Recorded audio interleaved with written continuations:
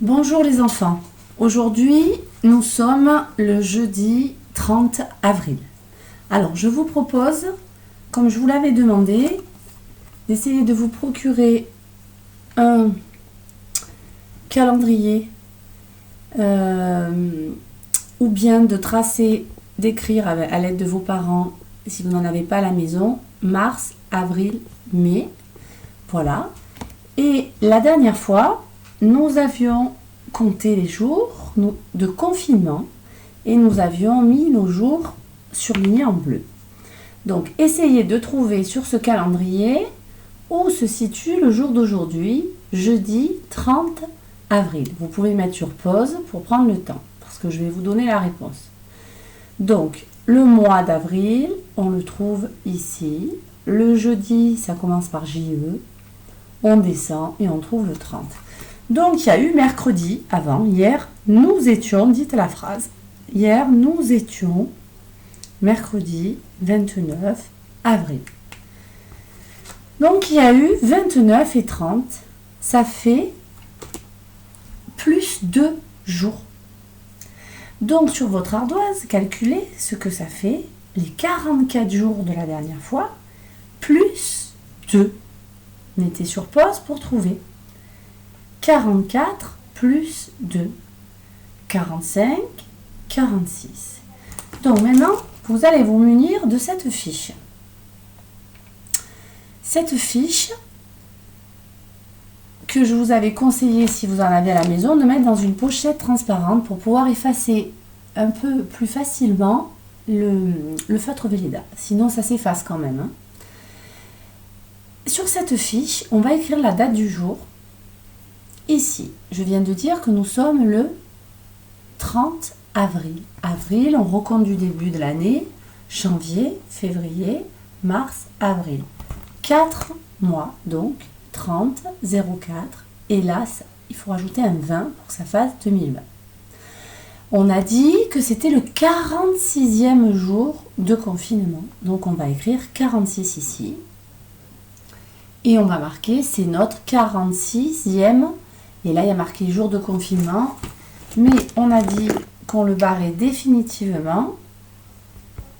Il y a marqué jour d'école. Et non, c'est jour de confinement. Voilà. Ensuite, il va falloir décomposer ce nombre. 46, c'est 40 plus 6. Donc là, il faut l'écrire.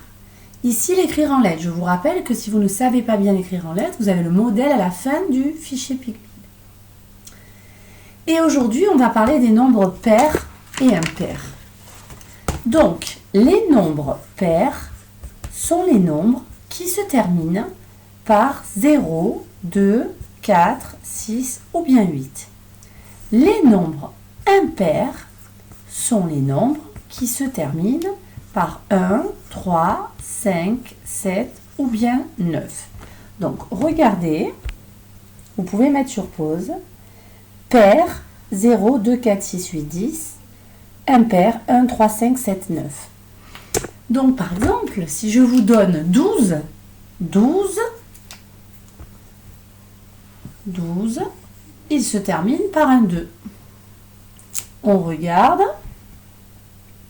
2, c'est pair. Donc, c'est un nombre pair. 46, le nombre de jours de confinement, il se termine par 6. Si je compte de 2 en 2 à partir de 0, 0, 2, 4, 6, 8. Donc, c'est un nombre pair. Donc, dans cette feuille, vous allez entourer les deux chaussettes paires. Alors, ce que je vous propose, parce que si nous étions en classe, je vous aurais fait une affiche où il y a marqué pair, impair, et pair 0, 2, 4, 6, 8, impair 1, 3, 5, 7, 9. Donc, je vous propose de faire une affiche avec... Alors, une affiche, c'est simplement, vous prenez une feuille sur votre cahier de brouillon ou une feuille blanche et vous faites ce que je viens de faire sur l'ardoise. Ça peut être sur le cahier de brouillon aussi. C'est pour vous souvenir. Et à chaque fois que l'on devra remplir cette fiche des jours de confinement, eh bien, vous pourrez aller voir si vous ne vous en souvenez plus. Donc là, je rappelle que vous avez dû colorier jusqu'au 30 avril. Et donc, nous avons 46 jours de confinement. Donc, vous allez mettre sur pause, là, dans quelques secondes. J'aimerais que vous remplissiez donc la date d'aujourd'hui. Là, c'est le nombre de jours de confinement, on a dit 46. On décompose, on entoure, on l'écrit en lettres. On le place au bon endroit dans la ligne numérique des nombres, là. Ça, on laisse tomber. Et ça, c'est la tirelire. Donc, je vous avais demandé, dans le matériel que je vous avais donné, dans la pochette que je vous ai menée à votre maison, de défaire. Et moi, regardez, je l'ai fait. Je me suis fait un petit gobelet où j'ai mis les pièces et les billets. Donc, il va falloir former 46 euros. Du coup, ce ne sera plus des jours, mais des euros. Il va falloir l'écrire ici déjà. Et là, donc, soit le former en le mettant sur son ardoise, soit le dessiner. Mais vous utilisez ça pour le manipuler. Il n'y a pas qu'une seule façon de faire. Donc, vous allez mettre sur pause, moi aussi. Je vais remplir ma feuille et on se retrouve pour la correction. Si vous attendez que je donne la correction sans faire, vous ne progresserez pas. Donc, faites-le. À de suite. Voilà. Moi, je l'ai faite et je vous la montre pour la correction. Alors, ça brille. 46, 40 plus 6, c'est notre 46e jour de confinement. C'est, j'ai fait n'importe quoi, c'est pair, un nombre pair. Je l'écris en lettres. Donc ça, vous pouvez aller vous corriger aussi dans le cahier, le fichier Pygmy.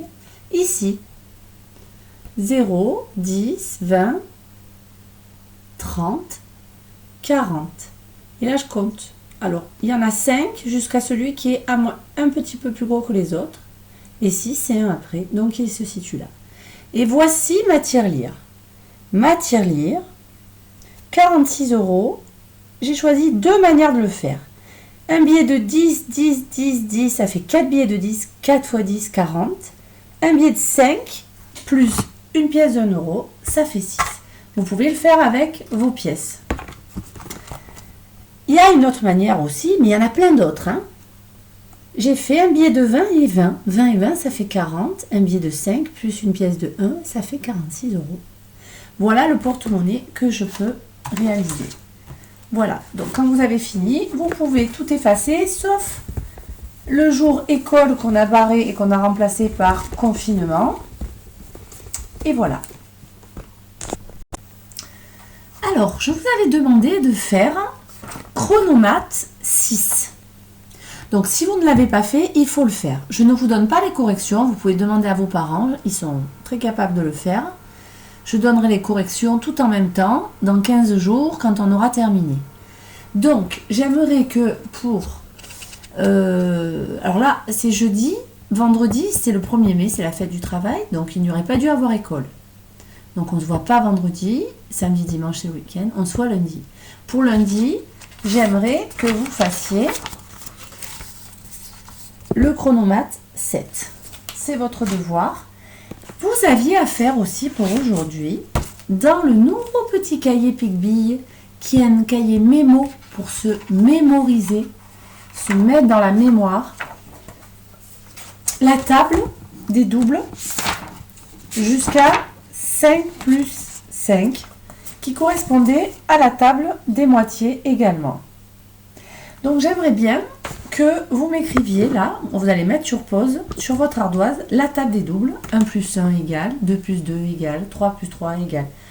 Vous l'écrivez, et vous écrivez, et après, on va se réciter comme si on était ensemble, les moitiés. Allez-y, mettez sur pause. Voilà, donc là, vous avez dû écrire ceci sur votre ardoise. 1 plus 1 égale 2, 2 plus 2 égale 4, 3 plus 3 égale 6, 4 plus 4 égale 8, 5 plus 5 égale 10. Donc, allez-y, vous dites avec moi. La moitié de 2, qu'est-ce que c'est que la moitié de 2? Eh bien, c'est 1. Parce que 1 et encore 1, ça fait 2. Donc si je dois partager 2 bonbons et qu'on nous sommes 2, eh bien on aura un chacun. La moitié de 4, maintenant j'ai 4 bonbons et nous sommes 2. Hop, hop, et on en prendra 2 et 2. C'est 2. La moitié de 6, c'est 3. Si je coupe en 2, 6, c'est 3 et 3 d'un côté. La moitié de 8, c'est 4. La moitié de 10, c'est 5. Allez-y, dites-le. À vous. La moitié de, c'est. La moitié de, c'est. La moitié de, c'est. La moitié de, c'est. La moitié de, c'est. Donc ça, vous aviez à l'apprendre, il faut absolument l'apprendre. Donc en devoir, pour, je le marque dans le blog aussi, pour lundi, j'aimerais que vous preniez la page 5, vous sautez la 4, qui m'intéresse beaucoup moins. Vous prenez la page 5, vous allez lire en essayant de vous remémorer, c'est-à-dire vous retrouver dans votre mémoire, dans votre tête, que ça, nous l'avons fait ensemble et ça aussi, et vous essayez de vous souvenir et de le comprendre. Et ensuite, c'est la suite de la table de double, mais après avec 6 plus 6, 7 plus 7, 8 plus 8. Ça, il faut le savoir par cœur, vous l'apprenez par cœur. Donc ça, juste vous le relisez, vous essayez de voir si vous l'avez bien compris. Et quand je vous appelle, si vous n'avez pas compris, vous pouvez en profiter pour me le dire, ou essayer de vous faire expliquer par vos parents. Et ensuite, on apprend par cœur. Par cœur, c'est-à-dire qu'on le récite comme une poésie. Voilà. Alors maintenant, nous allons commencer avec le fichier Pigby. Donc, prenez-le. À la séquence 80. 80, c'est 8 et 0. Et 81, 8 et 1. Allez-y, mettez sur pause si vous n'êtes pas prêt.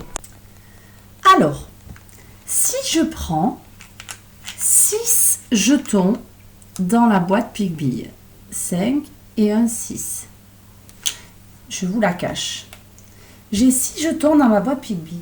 Si j'en prends un dans la main, j'en ai plus 6 dans ma boîte. J'en ai combien, les enfants? Réfléchissez. J'en avais 6 au début. Essayez de le dire avant que je montre. Eh bien, j'en avais 6. J'en ai enlevé 1. J'en ai plus que 5. J'en avais 6. J'en ai enlevé 1. Donc 6, c'est 5 plus 1. Maintenant, j'en remets 6. Et j'en prends 2. Vous pouvez faire ça avec un bol, une tasse, un gobelet, ce que vous voulez. Hein. Au lieu de mettre dans la boîte Pigby, vous mettez dans le gobelet. Comme dans le fichier Pigby. J'en ai pris 2 dans ma main. J'en avais 6. Combien j'en ai maintenant? Ça fait 6 moins 2. Écrivez-le sur l'ardoise. Mettez sur pause si vous avez besoin. Hop, il m'en reste 4. Parce que 6, c'est 2 et encore 4. Ou 4 plus 2. Voilà. Donc, dans les nuages qui se trouvent séquence 80, ici, nous allons faire ça avec 7. Donc, regardez, j'ai mis 7 dans la boîte Pigby. Voilà. Donc, dans le premier nuage, le nuage violet, vous allez me dire, dans celui-là, vous allez me dire, j'en ai 7 et j'en prends 2. Combien m'en reste-t-il dans la boîte? Écrivez-le dans le nuage. Parce que 7, c'est 2 plus et encore ce qui me reste là. Voilà, donc je vous montre. Il faut absolument l'écrire avant que je donne la correction. Et oui, 7, si j'en mets 2 de côté, si j'en enlève 2, ça fait 7 moins 2, 5. Donc 7, c'est 5 plus 2, 5 et encore 2. On continue, on prend le nuage vert. On va faire cette fois-ci 10. Donc, je mets les 10 jetons dans ma boîte Pigby. Attention, je vais en enlever 2 que je prends dans ma main. Dans le nuage vert, écrivez-moi combien il m'en reste dans la boîte. J'en avais 10 elle était pleine. J'en ai enlevé 2. Écrivez-le. Mettez sur pause si vous avez besoin de temps parce que je vais montrer. 10, c'est 2 et encore 8. 10 moins 2, ça fait 8. Maintenant, dans le nuage bleu, je vais en prendre 8. J'en ai 8 dans ma boîte. Et je vais encore en enlever 2 pour les garder dans ma main. Donc j'avais 8 et j'en ai enlevé 2. Donc 8, c'est 2 et ce qui reste dans ma boîte. Combien reste-t-il dans ma boîte? Écrivez-le dans le nuage bleu. Et voilà, c'est 6. 6 plus 2 égale 8. Maintenant, je vais en prendre 9. Regardez, 5 plus 4. Sur ces 9, je vais en enlever 2. Combien reste-t-il dans la boîte Pique-Bille? Dans le nuage rose, vous le mettez. Donc j'en avais 9 et j'en ai enlevé 2. Donc 9 moins 2, ça fait combien? Eh bien 9, c'est 5 et 2, 7. 7 et encore 1 et 2. C'est 7 et encore 2, ou 2 et encore 7. Et pour finir, on va faire 7. J'en mets 7 dans la boîte. J'en ai 2. Alors là, celui-là, il est facile. Combien me reste-t-il? Vous le mettez dans le nuage vert. J'en avais 7, j'en ai retiré 2. Mettez sur pause si vous avez besoin de temps. Il m'en reste 5 parce que 7, c'est 2 et encore 5. Voilà. Alors, à présent, nous allons faire dans les petits ronds en haut de la page 80. Dans ces petits ronds, nous allons reprendre ce que nous avons fait il y a un moment maintenant, avant les vacances. C'est essayer de dire combien il y a de, par exemple, d'élèves dans un groupe, dans 2 groupes de 2 élèves. Imaginez, vous avez un groupe de 2 élèves, plus un groupe de 2 élèves. Voilà, dessinez-le sur votre ardoise. Un groupe de 2, plus un groupe de 2. Mettez sur pause, dessinez-le. Voilà, ça fait ça. Donc 2 groupes de 2, ça fait combien d'élèves? Ça fait 2 plus 2. Ça fait 2 fois 2. Ça fait 4. D'accord? Donc nous allons faire des calculs comme ça dans notre tête. Si vous avez besoin de faire le dessin, vous le faites. Mais normalement, il faut essayer de le faire dans sa tête. Donc vous prenez le cercle violet. Et dans le cercle violet, vous allez me dire combien ça fait 3 groupes de 2. Allez-y, 3 groupes de 2, combien ça fait? Essayez de compter dans votre tête, c'est le mieux. Pour ceux qui n'y arrivent pas du tout, vous mettez sur pause et vous dessinez les groupes de 2. Dans le cercle vert maintenant, nous allons faire 2 groupes de 5. Attention, ils sont 5. 5 dans l'équipe. Et il y a 2 équipes. 2 équipes de 5 joueurs. Combien ça fait? Allez-y. Dans le rose à présent. Vous mettez sur pause si je vais trop vite. Dans le rose, nous allons faire combien il y a de joueurs dans 4 équipes de 10 joueurs. 4 équipes de 10 joueurs. C'est 4 fois 10. Mettez sur pause si vous avez besoin de réfléchir. Nous en sommes au bleu maintenant. Cercle bleu. Maintenant, nous avons 6 équipes de 2 joueurs. 6 équipes de 2 joueurs. Mettez sur pause si vous avez besoin de temps. Et pour finir, dans le cercle rose, nous avons rouge. Tout à l'heure, j'ai dit rose, mais c'était rouge. Enfin, vous suivez l'ordre, quoi. 4 équipes de 5. 4 x 5. 4 équipes de 5. Mettez sur pause, prenez le temps pour ceux qui en ont besoin de dessiner. C'est comme ça qu'on arrive à comprendre. En classe, on le fait. Je vous donne la correction. Donc, si vous n'avez pas fini, vous mettez sur pause. Voilà. Donc, dans le premier cercle, c'était 3 équipes de 2. Ça faisait 6. Après, nous avions 2 équipes de 5. 5 joueurs et 5 joueurs. Ça fait 10. Ensuite, nous avions 4 équipes de 10 joueurs. Donc, 10 joueurs, c'est comme si on les avait mis dans une boîte pique-billes et qu'on en avait 4. 4 boîtes de 10, ça fait 40. 6 équipes de 5. Alors là, 6 équipes de 2. Donc là, il fallait compter de 2 en 2. 2, 4, 6, 8, 10, 12. 6 équipes de 2, c'est compter de 2 en 2. 12 joueurs. Et pour finir, 4 équipes de 5. Donc là, il faudrait être 2. Moi, j'ai une équipe de 5 et encore une. S'il y a quelqu'un qui vient se mettre à côté de moi, donc ça fait 10 plus 10, ça fait 20. Voilà. Alors ensuite, je vais expliquer les séquences et après, vous les ferez tout seul. Donc, séquence 80, ça, nous l'avons fait ensemble. Ici, c'est des calculs. Donc, n'hésitez pas à prendre l'ardoise, pour ceux qui ont du mal, et à dessiner comme pique-billes, comme des dés. Hein. Ici aussi, c'est des calculs, mais attention, c'est des soustractions, c'est plus des additions, donc faites attention.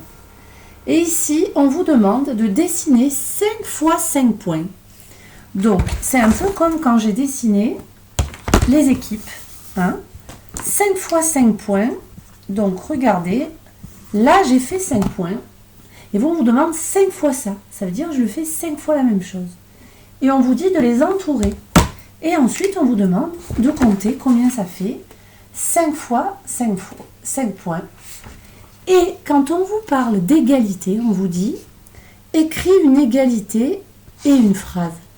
Ça veut dire une égalité, ça veut dire comment tu fais pour compter, pour calculer. Et une égalité, c'est ça. Une égalité, ça veut dire j'écris un calcul et un égal. C'est pour ça qu'on appelle une égalité. Et une phrase, il faut dire il y a point, tout simplement. Ensuite, aujourd'hui, nous allons faire aussi la 81. Donc là, en haut, on ne le fait pas. Et ici, on connaît déjà.